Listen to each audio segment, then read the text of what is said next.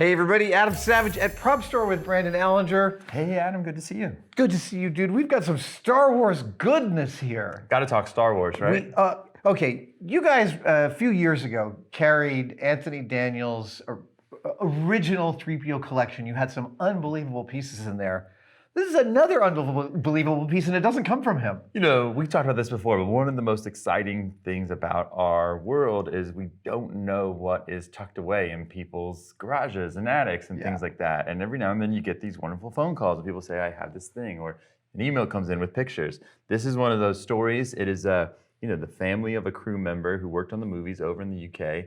They've had this in their kitchen for 45 years. In their kitchen? And we got some pictures and looked at it and said, that's absolutely an original C-3PO. And you're right, we did handle the two from Anthony Daniels' collection, but this is a different one, it's a new one. And what's neat about this is it's the first time we've seen one from Empire. Oh. So this is specifically an Empire helmet.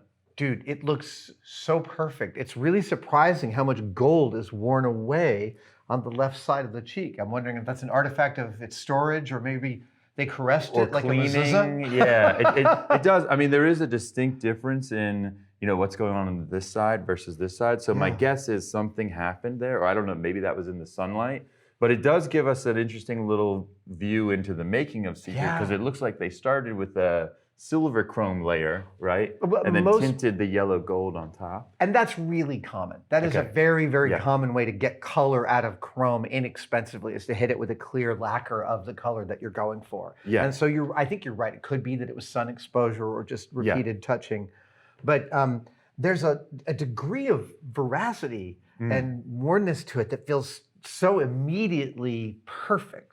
Yeah, I mean, I just love the organicness of the finish. At one time, this probably was more heavily covered with things like dulling spray and weathering, and maybe little melted wax, or maybe it's just spray paint or whatever it is, to knock the shine. Because even as I'm standing here next to it, I get very much a mirror-like reflection of myself, right? Which is bad in the movie. You don't want a perfect mirror reflection. You've got to soften those. And I remember there's a shot in Empire where he goes by on the conveyor belt in pieces, and you see very specifically the whole camera team in the reflection as it goes. Someone's got their hand on the barrel of the lens, pulling focus. And so, this has probably been cleaned up over the years, but, it hasn't been restored. And when we had the Anthony Daniels helmets, he had the Jedi helmet, which was unrestored, had a beautiful finish. And then the A New Hope helmet at some point made the decision to restore it, which, totally understand why he did that, but it does kind of change the aesthetic. So I love that this one shows the age. I agree with you entirely. You even see here on the eyebrow, a little bit of the under resin that was underneath the silver. Yeah. And I think, the age is what is conveying the authenticity. And when you're seeing just the organicness of the finish, how it's more shiny in some areas than other, how we have small scratches and things, it's really, to me, and I love the little scratch under the eye here. I love how we're getting just a little bit of the yellow. Oh yeah, a little bit of the original. That's probably where it's been handled over the years, maybe on set, maybe later. It's an obvious grab point on the chin. There's also something that I think is really funny about the 3PO costume, is that the neck was never much more than just a cylinder. It was like a flat, non-compound surface cylinder. It's one of the more simple transitions in a robot costume that I know of. Yeah, just a sheet of plastic. But perfect, right? And yeah, absolutely perfect. My God, it's gorgeous. This is, I'm right, this is like a very rare, singular kind of piece. I mean, as far as I know, like in the world of private collections, and a lot of the ones from the original film in George Lucas's collection were redone for the prequels. When they went to episode 2, episode 3, they used the same helmets from the old movies. Really? I don't know if they made any new ones. I didn't realize that. They refinished them, and they're totally serviceable, Oh, that's amazing. So in private hands, I think there's the 2 from the Anthony Daniels collection. There's another one that was in Steve Sansweet's collection at some point. That was also Return of the Jedi. Now there's this one, and I've seen one other that was just the faceplate from the first movie. So I guess about 4.5. That's it. So if you're a C-3PO fan, it's a pretty special thing to get this opportunity.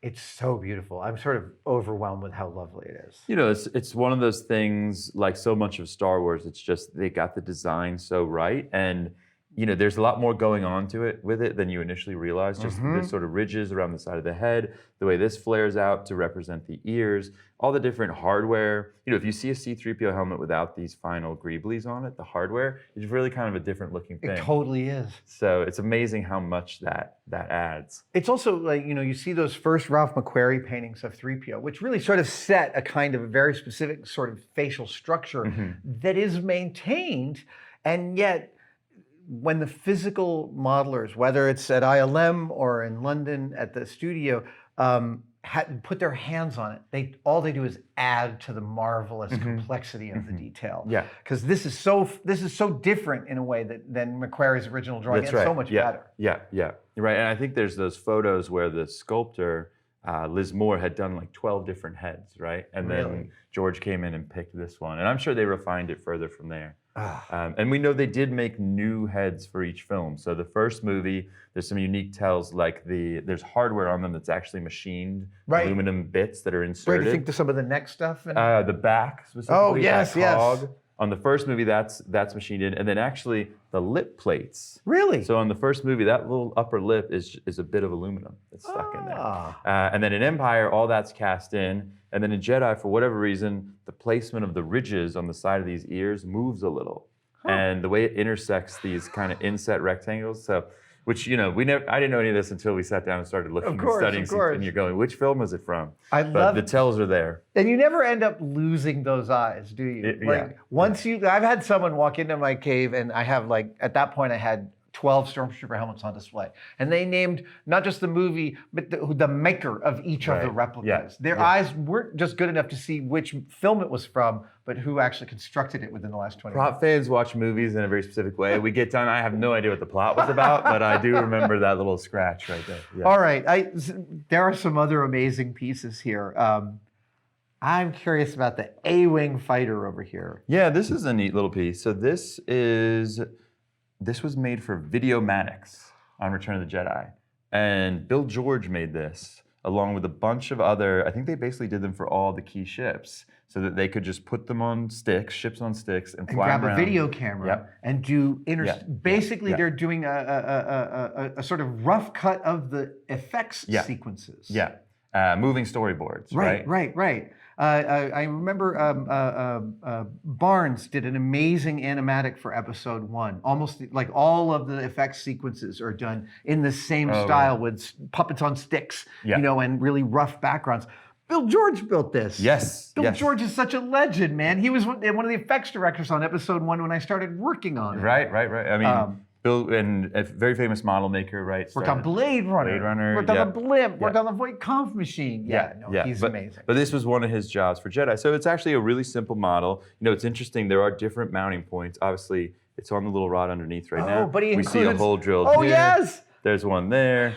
There's one there. So you can set the ship up however you want. And there is some footage which you can see on YouTube. I think it was included in one of the 90s Laserdisc releases where they show you some of the actual Videomatics with the spaceships. And you get to see that. You get to see that. It's very crude and low res, but it is one of those models. There's a nice behind the scenes shot, which I think we have in our auction catalog, where you see a few of these lined up along with the other animatics models, like TIE fighters that they just built up out of the off-the-shelf kits, and some X-Wings, which are probably the off-the-shelf kits. But for the A-Wing, it was a new ship for Jedi, so there was no NPC Ertl kit. So Bill had to make a pattern and cast it in resin. Well, I love all the mounting points, because when you're first making a spaceship for real for a film, the most important decision you need to know before you even start construction is, how do you want to see this? Where do you want to mount it? We have to accommodate that at the very core of the construction. Yeah. And if it's a big ship, you got to have a huge machine structure to it, right? Yeah, it's a big pain in the Whereas, ass. I mean, look, this is very simple, but still a wonderful example of just what ILM was all about, making little physical models, Super effective and super evocative for that storytelling. Okay, let's talk about the Scout Trooper, the Bike Trooper. Scout Trooper, Biker Scout. Yeah, Biker Scout, that's it, Biker Scout pistol. Yeah, so this is an original from Jedi. It's a hero style, and that basically means that they bothered to cast the back of the scope properly and put a little lens in it. We've also seen some slightly lesser build quality where it's just flat. A piece of glass. Flat on the back. This one, when it came in, was missing the handguard and the barrel. So we recreated those. Oh, nice. I You did think a this is restoration just there. it's just sort of tacked in there. It's just a little Okay. 3D printed thing. And I think this 3D printed as well. We didn't fully secure it because we didn't want to have to Fair. paint or Bondo or anything like that. I love this little like either like a piezo speaker or battery holder just bolted to the handle of this. Is like, that's extra stuff. Yeah. And what I thought was interesting too is it's obviously cast resin, but there's an aluminum bit at the they back have there. Put a little machined piece in there. I mean, for me as a prop maker, if I'm looking at a casting that is rough, I can eliminate your ability to see the roughness by putting in a nice machined part. And if it kicks a little silver, more the better, because all then you see in your mind's eye is that precision, and you sort of gloss over all the rest of it, the waviness, you know, of a casting. Yeah. Oh, yeah, I'm going to hand this back to you. Yeah. So that is beautiful. So that's just a really nice example. I think in the past we've seen one other hero style biker blaster. I have a lovely rubber version of this that was part of an RPF run from a bunch of years ago. Oh, why rubber? Yeah, what's that? Why rubber? Why? Well, I mean, the stunt pistols are almost always cast in rubber, so I feel like it's just going with that. Yeah. I don't know if they did rubber once for the movie. They might have. I do think they were doing some very small version. You know, today you have a rubber everything. Yeah, right? exactly. But I think then they were just kind of getting into that. So interesting. All right, let's talk about the NPC troop carrier. Yes. So this is episode 1. Phantom Menace. I always remember it from the, I don't know if it was the trailer or the Duel of the Fates video where the little door folds up and the troops on the rack start coming out. It's the trailer, man. And I have to tell you, the full-size version of this ship was absolutely gargantuan. Oh, really? And did you work on it? I did not work on it. It happened before, I arrived late, only in the last 8 months of production. Okay. So the only ship I participated in was Newton Rune's hero ship. Okay, yeah. But all the rest of the ships were all sitting there. So you had the ball, the Imperial ship, and this thing was gargantuan. It was like 6 feet long. Oh, wow. Yeah. And did it have real mechanical elements? It did have some mechanical elements where I believe there were like droids on hangers with inside, just stuff like that. Yeah.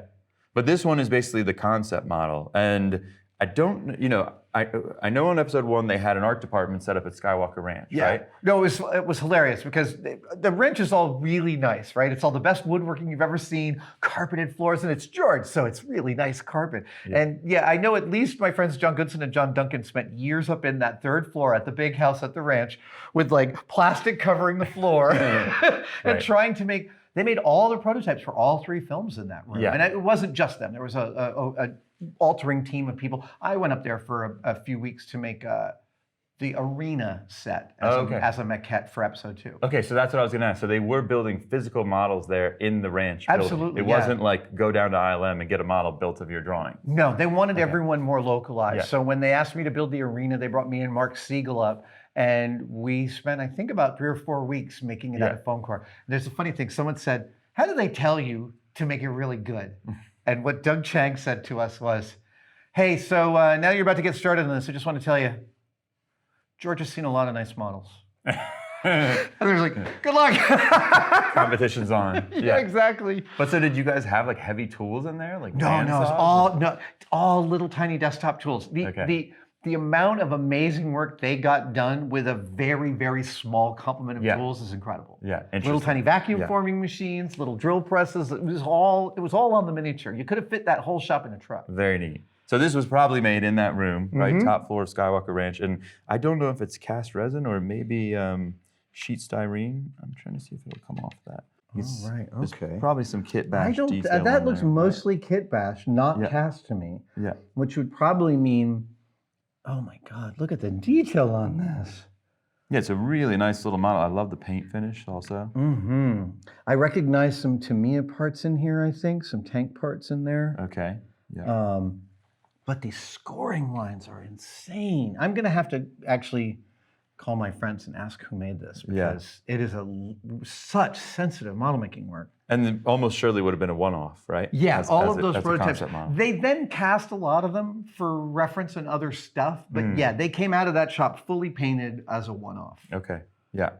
Just incredible. No, I thought that was a great piece when it showed up. It's a really memorable design from Phantom Menace, and I don't know, it's interesting to me, nicely different to any of the original trilogy designs, while still being slightly, maybe I can see a tiny touch of Jawa Sandcrawler in there. Well, that's what I love about Doug's Doug's entry into the franchise is because he doesn't take it to a whole new place, but he does. But it still has its tendrils in the original design schema, and yet is its own thing. Doug's designs are iconic and amazing. Yeah, no, talented individual, absolutely. All right. Last one? We're holding out the Astromech head here. Yeah, so these are really interesting because you never see these that well, but they're running around. They're like background players. Yeah, in the hangar. In Empire. Right. It's funny, when I looked through, I have never seen one of these up close, so I was always curious about how they executed them. And I had figured it was just like a blown hemisphere. But no, as I got up close and saw this today, I see this is vacuum formed over an actual R2 helmet. So they just took one of their aluminum ones and threw it on a vacuum form machine and boom, hit it with some thin, what looks like 1 millimeter acrylic. It's very thin, and you can see, age has not been overly kind to it. No. A lot of cracking on it here. Yeah. There has been some restoration work performed to patch it. That patch is actually a really nicely done patch, I think. The only thing is the patch doesn't have the recessed panels, but overall, it was mostly about getting the structure together. This was actually restored once previously, and that restoration, I would say, maybe not done as well as it could have been. So we just assisted with a redo of the restoration, so to speak. We were able to get a couple of new reference images and recreate very specifically a droid that you can see in a photo, which of course will be in the catalog. People can see it. But you see how the interior hardware is all blue in color? Yeah, I'm trying to figure out what this thing is. It looks like some sort of automated equipment loader from some sort of factory setting. Like something that did a thing to a thing in a specific way a million times a day. But absolutely just harvested out of something. Oh yeah, and then with dropped straight in there. Right. Ghostbusters resistors taped to the outside of it, right? Yeah. Those are absolutely close to the stuff you see on the proton pack. And you think that's dressing? That's not part of whatever the original found part I'm sure that's dressing. That's just And somewhere in there, like these acrylic things, I think are from the V8 model kit that they always use. That's like a cylinder. Is that what that is? head. I was trying to figure it out. And there's another one over here that you can just see. I'm sure they stuck some other things in there. But so in the movie, when you start to study the reference photos and such, you can see there's one with a blue interior and there's one with a green interior. And they weren't the same one. Not the same. And it's also, you can't really tell if they had multiple with blue interior or if they just changed the shell, the outer shell, the dome, and or repainted it. Because you see some different panel configurations, slightly different colors. But this is now, the panels have been recently repainted and these greeblies on the front are remanufactured because we didn't have the original exterior greeblies. But it is now replicating a very specific look that you see in the hangar, which is neat. Dude, this big chrome piece is a car door handle. Is that right? Yeah, look at that. See that? Or it's like a bathroom fixture. Oh, yeah. Or actually, it might be a refrigerator door handle. Yeah, I can see what you're saying there. That's what it could be. Also, that one, that's like a 1/6 scale, the Revell Visible V8. That model that this is from is like, that model supplied more parts to the Star Wars universe than many. And you see at the top, there's this like shaped acrylic kind of square piece in there with the holes in it. I know we talked at one point to one of the set decorators, Michael Ford, and going through his journals, they had close to them at Elstree Studios in the UK an acrylic supply shop. And these guys just made all kinds of different acrylic parts for industrial purposes. So they would go in there and just say, give me the stuff you swept up off the floor. Oh, they would just grab and scraps. They would take all of it. And apparently those guys did like when Han Solo first sees Boba Fett and Vader at the dining room table. Yeah. If you go look at the cutlery and the plates and such, it's all this weird acrylic stuff that came from. So I'm picturing that being salvaged out of that same acrylic shop near Elstree Studios. I'm so glad you explicated that, because when I was looking at it, I was like, the finish on the sides looks laser cut, but there were not really laser cutters in 1982, 83, 84. So how... knowing that it came as an offcut or an extra piece from an industrial shop, that makes so much sense. Yeah. Dude, you have never carried one of these clear helmets before. There is one other one out there in a private collection. This is the only one I think that's come to auction. So it's really neat. I mean, I think, people recognize it more as an overall droid than they remember that droid. Like, I'm sure this does have a name somewhere in the expanded universe. I don't know if people know that name, but it's obviously a droid. And the fact it's Empire, how can you go wrong with Empire? I totally agree. Dude, this is an incredible array of Star Wars goodness. We always try. Star Wars is a favorite of ours, as you know. So we always try to have a few stars. And it's especially nice when you have things that are coming up for the very first time, like the C-3PO head. Brandon, thank you so much.